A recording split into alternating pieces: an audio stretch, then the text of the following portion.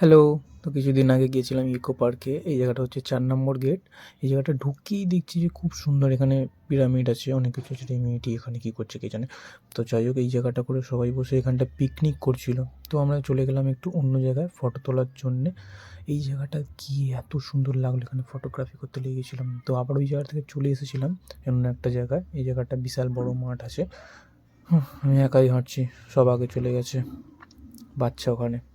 তো যাই হোক, আবার একটা জায়গায় চলে এসেছিলাম। এই জায়গাটাও খুব সুন্দর, এখানে একটা ঝর্ণা টাইপ আছে, এখানে বোটিংও হচ্ছিল। এই যে বোট এখানে রাখাই আছে। তারপর আবার চলে গিয়েছিলাম অন্য একটা জায়গায়, এখানে টয় ট্রেন দেখা গেছে।